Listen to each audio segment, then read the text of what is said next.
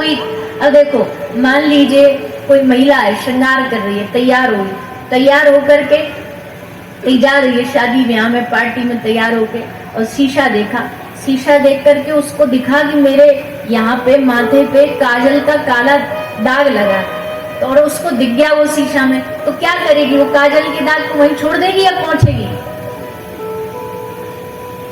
भैया बोलिए ना, पहुंचोगी कि वहीं छोड़ दोगी? पूछेंगे ना, साफ करेंगे। दिखता नहीं तो अलग बात की, तो भैया पता नहीं कहाँ श्रृंगार अस्त व्यस्त हो जाए, पता नहीं, और जब दिख गया तो फिर हमारा कर्तव्य है ना कि उसको साफ करो। वैसे ही जब कथा में आए बैठे तो फिर कथा हमको धीरे धीरे करके बताएगी कि आपके मन में यहाँ दाग है, कालिक है, दिख भी गया, अब उसको ऐसे ही थोड़ी खुला छोड़ देना है, अब उसको साफ करने की कोशिश करनी है। और साफ कैसे होगा? भगवान के नाम के जाप से, भक्ति से, भजन से, बार बार सत्संग सुनने से। तो ऐसा भाव रख करके कथा को श्रवण करना चाहिए। अब 2 दिन और बचे, आज और कल विश्राम है, तो 2 दिन का भरपूर खूब आनंद लें, कथा का रसपान करें।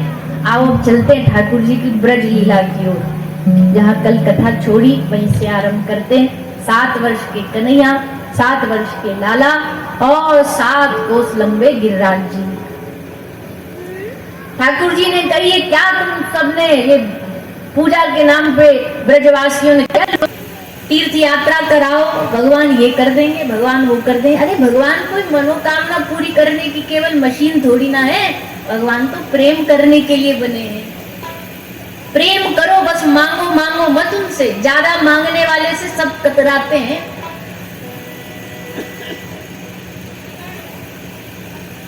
यहाँ बहुत सारे नेता नगरी के लोग आ रहे हैं, बैठे भी हैं।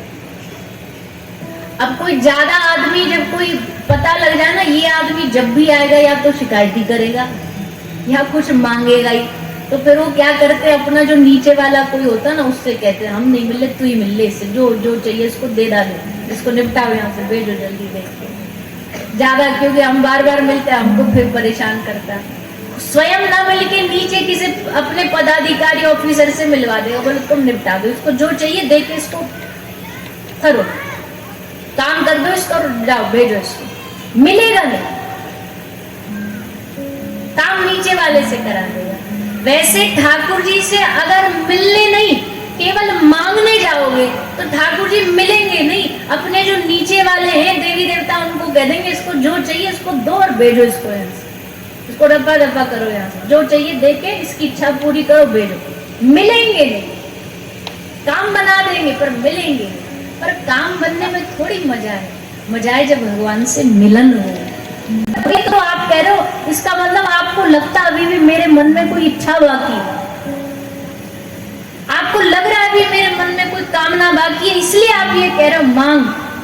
ऐसी भक्ति नहीं करनी हमको, हमको ऐसी भक्ति करनी है कि भैया जाही विधि राखे राम, बोलिए ना जोर से, ताही विधि रहिए और सीताराम सीताराम सीताराम करिए। हमारी ड्यूटी है सीताराम राधे श्याम बजने की, देना न देना उसकी मर्जी, देना उसकी मर्जी, लेना उसकी मर्जी, प्रॉफिट उसकी मर्जी, लॉस उसकी मर्जी, अच्छा उसकी मर्जी, बुरा उसकी मर्जी। हमारी मर्जी तो बस इतनी है कि हम तो तुम्हें भजेंगे।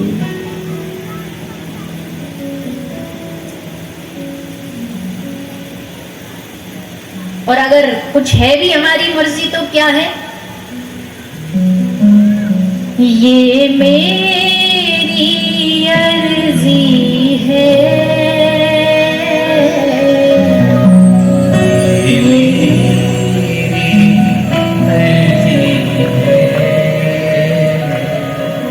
ये मेरी अर्जी है,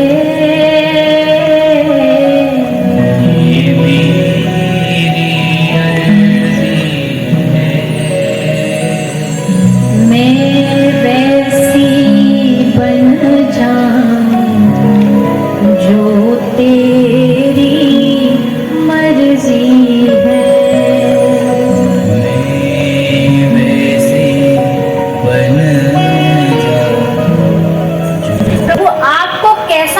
इंसान पसंद, आपको कैसा भक्त पसंद है? हमको तो पता ही नहीं आपको कैसा भक्त पसंद है। जैसा आपको पसंद है वैसा बना दो। हमको नहीं पता आपको क्या चीज पसंद है, क्या ना पसंद है। थोड़ा बहुत वो शास्त्रों में पढ़ा है, ठाकुर जी को छल कपट पसंद नहीं, वैसा पसंद नहीं। अब इससे ज्यादा तो हमको कुछ ज्यादा क्वालिटी पता नहीं आपको क्या अच्छी लगती है। इसलिए जैसा आपको अच्छा लगता है हमको वैसा बना दो, ये भाव रखना चाहिए। यही भक्ति है। लोग नहीं, सचमुच पूजा करनी है तो श्री गिरिराज भगवान की करो, बिना स्वार्थ के करो। क्योंकि गिरिराज जी और नारायण भगवान में कोई अंतर नहीं, भेद नहीं। विष्णु ही गिरिराज है, गोवर्धन नाथ है। ब्रह्मा विष्णु महेश ये तीनों देवता ब्रज में 3 पर्वत हैं। ब्रह्मा जी है ब्रह्माचल पर्वत बरसाना में, शंकर जी है नंदीश्वर पर्वत नंदगांव में, और भगवान विष्णु है साक्षात श्री गोवर्धन। तीनों देव ब्रज में पर्वत बन के विराजमान। तो हमको तो गिरिराज जी की पूजा करनी है, क्योंकि वो साक्षात भगवत स्वरूप है। सब राजी हो गए, सब चल पड़े 56 भोग लेकर के गिरिराज जी की शरण में सब पहुंचे। भगवान ने कहा भोग लगाओ, सब आंख बंद करो। गिरिराज भगवान को बुलाओ, सबने आंख बंद कर ली। ब्रजवासियों ने आंख बंद करी, भोग लगाया। मतलब आंख खोलो, आंख खोली तो देखा जितनी भी डलिया थी 56 भोग की, सारा भोग गोवर्धननाथ चट करके सब पा गए। अब तो सब देखे, बोला हम तो 56 भोग लगाए, एक भी नहीं बचा। सब बोले अरे भैया तेरे देवता थे तो हमारो इंद्र देवता बढ़िया हो, कम से कम कछु प्रसाद तो छोड़ दे हो थाली में, ये तो सबरे की सबरे स्वाहा करके। भोग ऐसे थोड़ी लगाया, अरे भोग में तो 100 तिनका ले ले और बाकी बात सबरों की सबरों हम ब्राह्मणन के पेट में जाए। हम सब भोग भी बढ़िया इसलिए लगाते क्योंकि हमको पता ये रिटर्न में तो यही आना है, आना तो हमारे ही पास है, ठाकुर जी ने थोड़ी ना पालेंगे। और ऐसी हमारी कलयुग में बुद्धि भी ऐसी होगी, भगवान पे हमें इतना भी भरोसा नहीं। अगर सचमुच एक दिन भोजन की थाली में से रोटी गायब हो जाए ना, तो ये नहीं मत बुद्धि सोचेगी सचमुच आज भगवान आके खा गए होंगे। बुद्धि सोचेगी अरे राम राम राम कोई चूहा ले गया। हमें भरोसा ही नहीं कि मूर्ति कैसे खा लेगी भगवान की। तो भोग इसलिए लगा रहे हैं, बोले जैसे रखेंगे वैसे पालेंगे। बोले भैया तेरो कैसो देवता ही तो सबरे के सबरे 56 भोगन ने खा गो। भगवान बोले रुको अभी हम करते, आंख बंद करो दोबारा। सबने दोबारा आंख बंद करी। भगवान ने तुरंत योग माया शक्ति से योग माया को बुला के सारे 56 भोग वापस भर दिए। बोले अब खोलो, आंख खोली, आहा सामने लड्डू रखे हैं, रसगुल्ला रखे हैं, गुलाब जामुन रखी, रबड़ी रखी है। प्रसन्न है गए ब्रजवासी। ब्रजवासियों को मीठा बहुत पसंद है, तो सुंदर सुंदर व्यंजन देके बोले अब ठीक है, वो लोग गिरिराज महाराज की जय। अब जय निकली। गिरिराज जी की पूजा हो गई, खूब आनंद हुआ। सबने एक साथ गोवर्धन नाथ का जयकारा लगाया, बोलिए श्री गिरिराज भगवान की। कहने लगा, बोला चलो चलते हैं। इतने में आ गए देवर्षि नारद जी। नारायण नारायण। इंद्र देवता बोला आइए महाराज जी पधारिए। नारद जी देवर्षि पधारिए, बैठिए, कैसे हैं? ले हाल चाल बाद में पूछेंगे, पहले हाथ आगे करो। इंद्र ने हाथ आगे करा।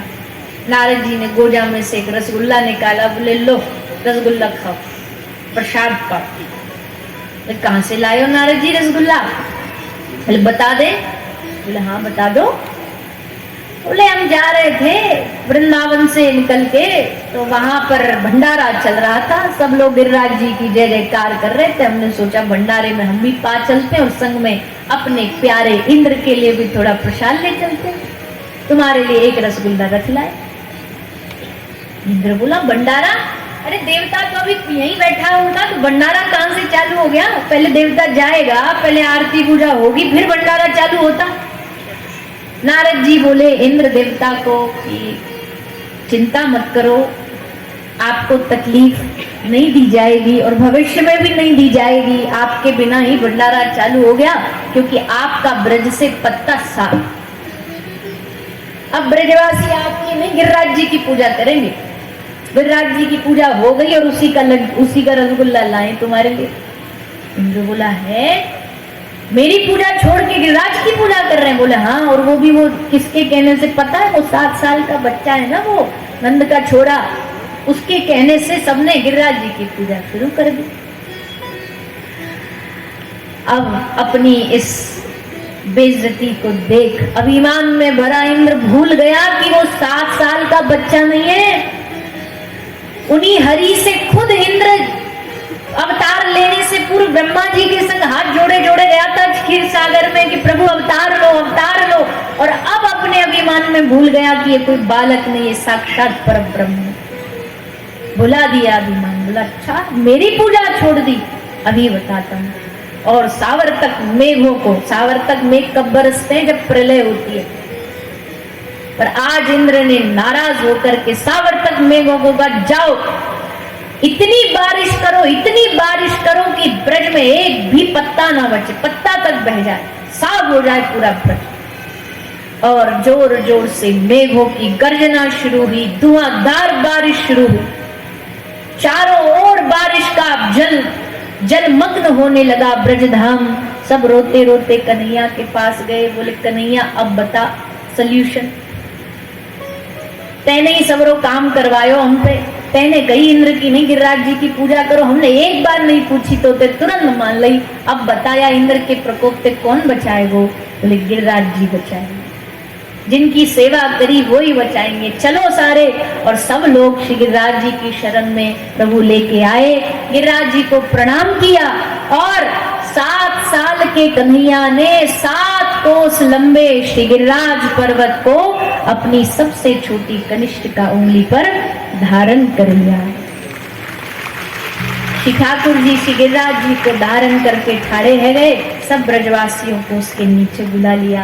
सारे नीचे आके एक हाथ ऊपर है ठाकुर जी का और एक हाथ से बांसुरी बजा रहे हैं, दोनों रस दे रहे हैं, बचा भी लिया और रस भी दे रहे हैं। मधुर मधुर बांसुरी की तान सबके कानों में जा रही है, गोपियां आनंदित हो रही है। एक दिन बीता, 2 दिन बीता, सब लोग उस गिरिराज जी के नीचे ठाड़े ठाड़े, स्वर्ग का सुख भी फीका पड़ गया उन 7 दिनों में। इंद्र का था तो प्रकोप, पर ब्रजवासियों के लिए तो वरदान बन गया। कन्हैया सामने खड़ा है, गोपियां देख देख करके आहा। किसी ने कहा भैया भूख प्यास का जो खा पी लो ब्रजवासियों। बोले जब ठाकुर जी इतने सुंदर सामने खड़े हो, उनका स्वरूप का रसपान हो रहा, तो अब भोजन की क्या जरूरत? जब ठाकुर जी को देख लिया तो अब दूसरा क्या देखना? एक भजन में गाते हैं, जगत के रंग क्या देखूं, तेरा दीदार काफी के रंग क्या देखूं, तेरा दीदार काफी करूं मैं प्यार किस किस से, तेरा एक प्यार काफी है। करूं मैं प्यार किस किस से, तेरा एक प्यार काफी। सभी भाव से गाएंगे और श्री राधा रानी की कृपा ते मैंने गिरवर लियो उठाए। श्री राधा रानी की कृपा के बिना तो इनका कोई काम चलता नहीं, होता नहीं, बनता नहीं, होगा ही नहीं। तो श्री राधा रानी की कृपा से गिरिराज जी मैंने धारण कर लिया। कुछ माखन जो तुम सबका मक्खन चुराया उसका बल, और कछ तुम सब गोपिन ने लाठी लगा ली वाको बल, कछु तुम्हारी शक्ति मैंने चुरा ली वाको बल, सब मिला के मैंने गिरिराज जी उठा लिए। ब्रजवासी खुश हो गए। 7 दिन बाद इंद्र ने देखा कि ब्रज तो वैसा कि वैसा, तब आया रोता रोता और आकर के सुरभि गैया को संग लाया। सुरभि गैया ने प्रभु का अभिषेक किया। भगवान का गौ माता ने उस समय एक नाम रखा, इसलिए नाम भगवान को सबसे ज्यादा प्रिय है। क्या नाम था? ये नाम गौ माता ने रखा। ठाकुर जी का नाम है गोविंद। भगवान का नाम गोविंद रखा गया। आज भी गिरिराज जी जाओगे तो बड़ा सुंदर गोविंद कुंड है, जहां भगवान की पूजा हुई थी। तो ऐसे ही श्री गोविंद भगवान को प्रणाम करते हुए आगे फिर भगवान ने अपने बाबा को वरुण लोक से लेकर के आए। एकादशी व्रत का महत्व बताया, आदि आदि कथा, प्रलंबासुर उद्धार, आदि आदि कथाएं आई। और फिर भगवान ब्रज की एक अद्भुत लीला करते हैं। ये लीला बड़ी ही अद्भुततम है, प्रेम की पराकाष्ठा है, प्रेम का अंतिम शिखर है, प्रेम की ध्वजा है ये लीला। और ये लीला है महारास की लीला। महारास की लीला रास पंचाध्याय भागवत के पंच प्राण कहे गए हैं।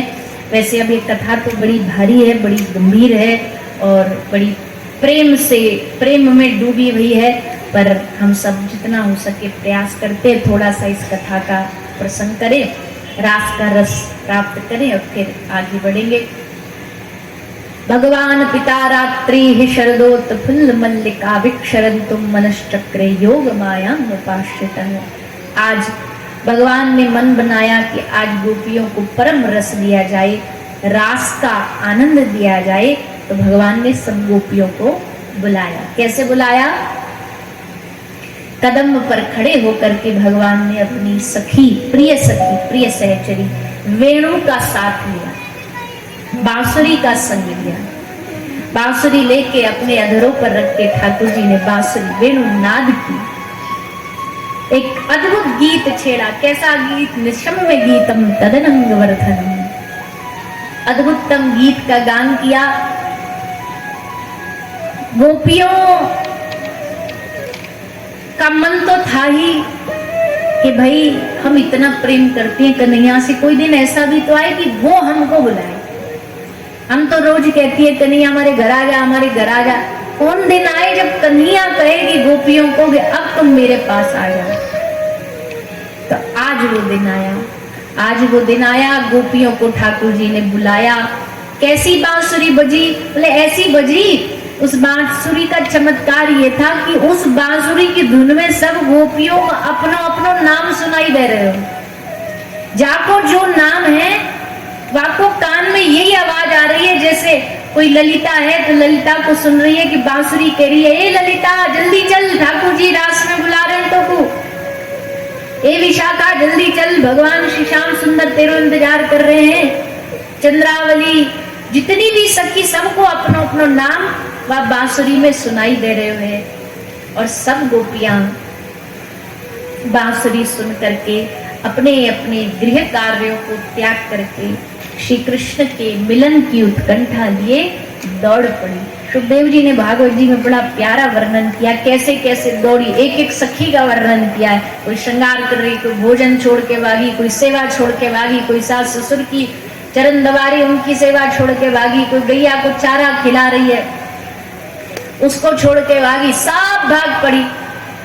बोले भैया आज किसी को होश नहीं रहा, ना तन का, ना मन का, ना धन का, ना परिवार का, ना लोग लज्जा का, कोई ध्यान नहीं रहा, सब दौड़ पड़ी। अब किसी को खबर मिल जाए कि तुम्हारे इधर पूरा एक क्षेत्र सुल्तानपुर, कुड़ावर, पूरे लदई,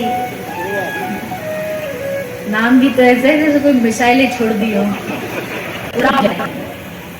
या अभी ठीक किसी आसपास परिवार पड़ोसी से पहले पूछ ले तुम चलोगे। अरे जब पता लग जाए खजाना निकल गया, मिल गया, तो फिर बिना किसी से सलाह, बिना समय देके भाग पड़ोगे। तुम खजाने की बात कर रहे हो, कहीं वो खबरों में आता ना, कभी कोई जाते जाते उसका कोई आलू की बोरी का ट्रक पलट गया, ओ पागल हो जाएंगे, बावरे हो जाएंगे लूटने में। पेट्रोल डीजल का कुछ हो गया, सारे लद पड़ेंगे, वही भर भर के टंकियां ले जाएंगे। और खजाना मिल जाए तो फिर तो मैं खोपड़ी फोड़ दे एक दूसरे की। गोपियों को भी पता लग गया कि वृंदावन में खजाना प्रेम का उदय हुआ है। सुबह तक का इंतजार कौन करे? कौन एक दूसरी गोपी से सलाह ले, तू चलेगी? अरे रात हो रही, कैसे जाऊं? अरे खजाना मिल गया, अब तो भागो, पाओ उस खजाने को। सब भागी गोपी, सब दौड़ी दौड़ी भागी और आकर के श्री कृष्ण के सन्मुख सारी गोपियां उपस्थित हो गई। सब आकर के सामने खड़ी हो गई। कन्हैया देख के बड़े प्रसन्न हैं। समाज में संसारिक घटना में भी एक क्रम कितना अच्छा लगता है कि प्रियतम बुलाए और प्रिय तुरंत पहुंच जाए, बिना किसी कारण को जाने पूछे तुरंत पहुंच जाए, बिना बहाने लगाए तुरंत पहुंच जाए, लोक लज्जा का ध्यान रखे तुरंत पहुंच जाए। कृष्ण ने बुलाया, गोपियां आ गई, मिलन हुआ। पर भैया कन्हैया है, ये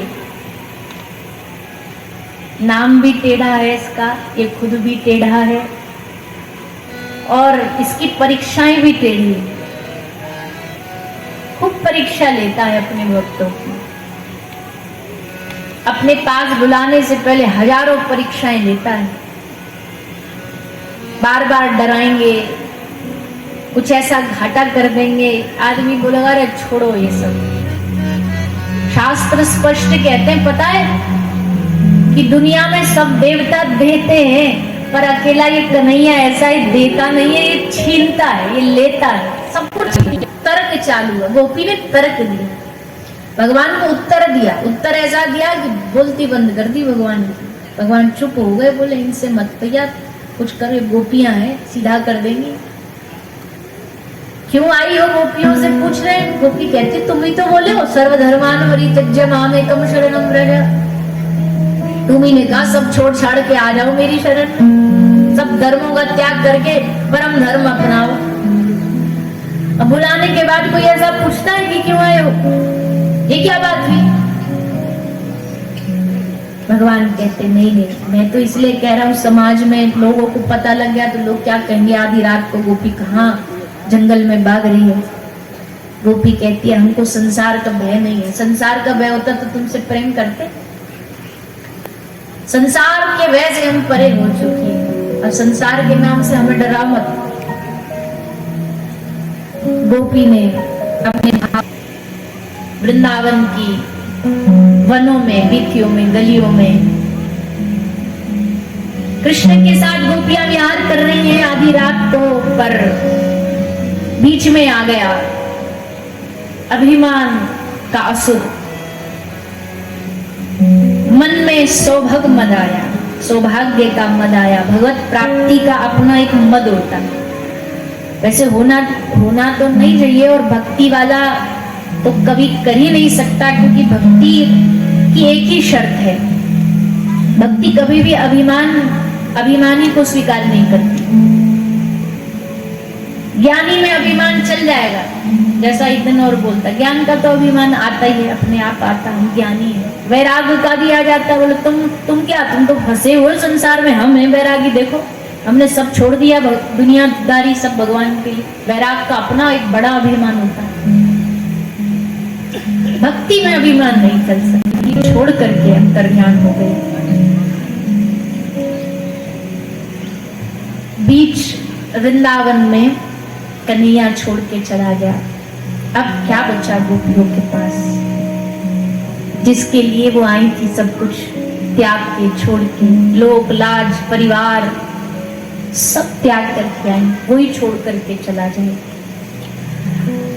अब गोपियों के पास शरीर तो था, पर मानो प्राण निकल गए।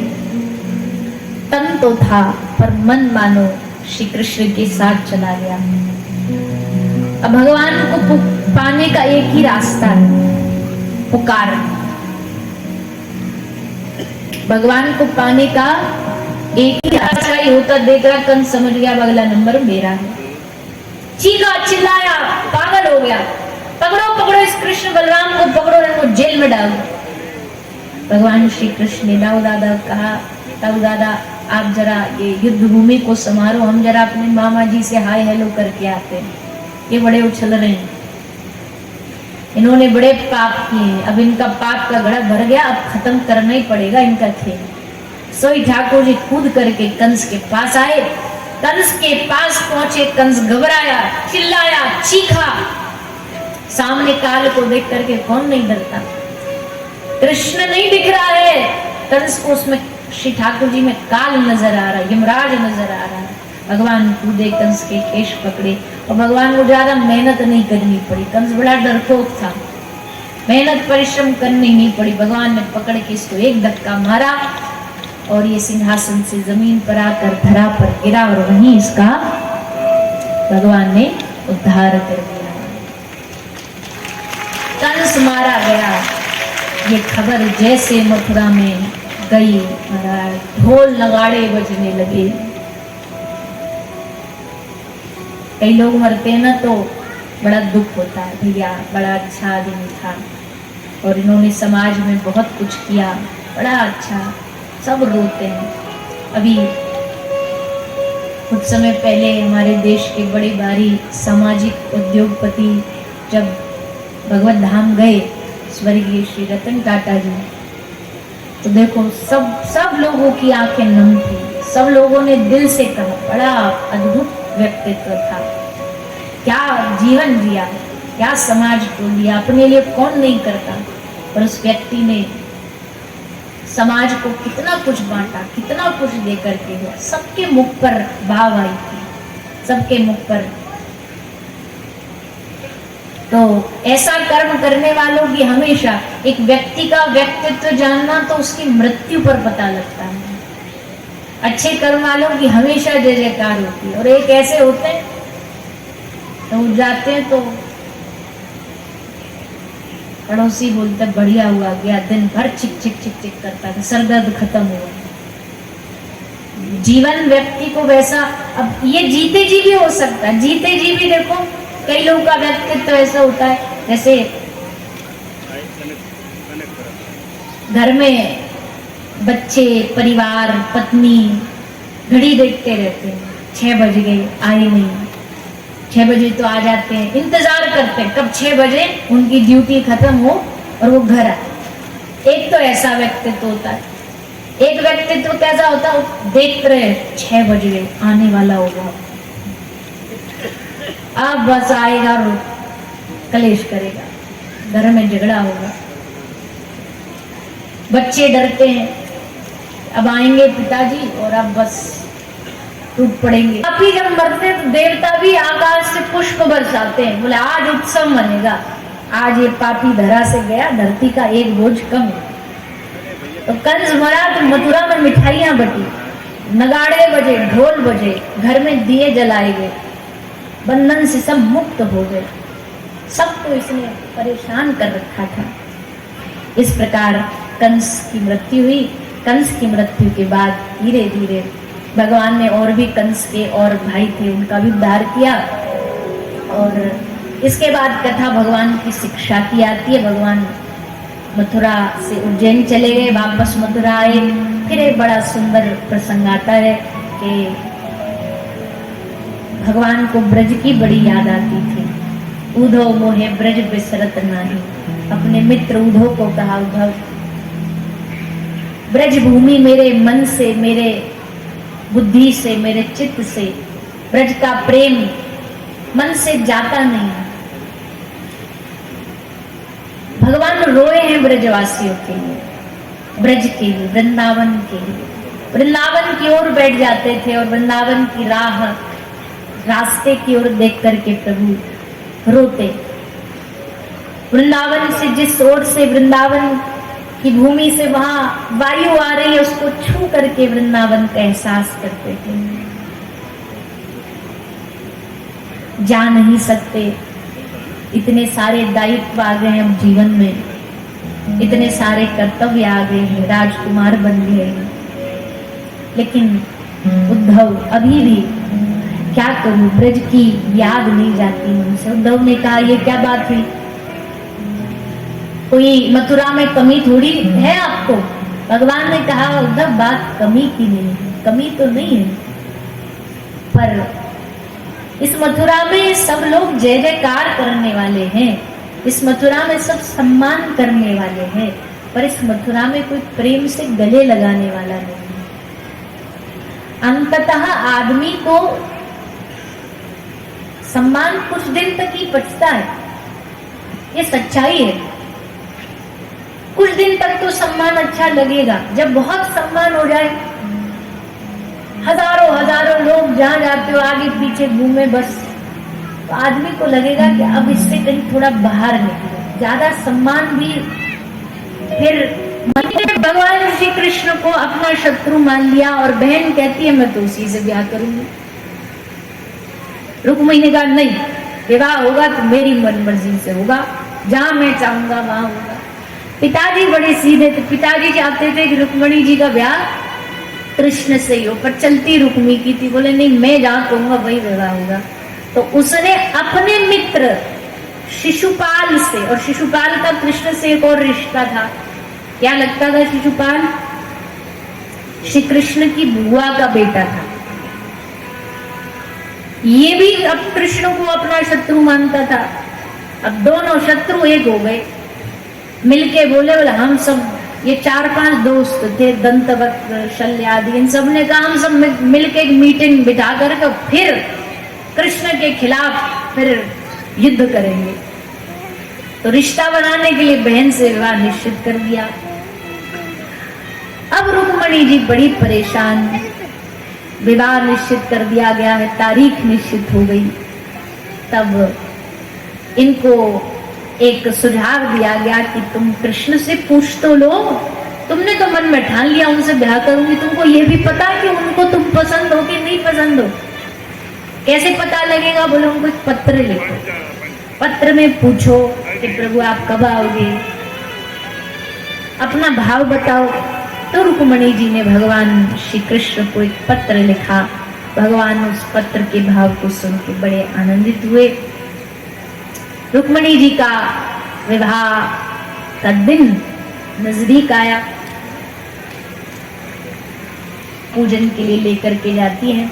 माता रुक्मिणी जी प्रतीक्षा कर रही हैं, ठाकुर जी आएंगे हमें ब्याह करके ले जाओ। ब्याह करके क्या, मैया को पता था, पहले ही सब लिख दिया था, ऐसे ऐसे आना, रथ पे बैठ के आना, हरण करके ले जाना। तो रुक्मिणी जी इसी प्रतीक्षा में है कि प्रभु आए और हमारा हरण करके वहां से लेकर के जाए। तो गौरी मंदिर में माता पूजा करती है। आइए सभी बड़े भाव से रुक्मिणी मंगल उत्सव में हम सब प्रवेश करेंगे, आनंद लेंगे भगवान के विवाह का। भगवान कृष्ण माता रुक्मिणी जी हमारे मध्य आएंगे, उनका भी संभाव से स्वागत सत्कार करेंगे और बैठ करके सभी दर्शन करेंगे।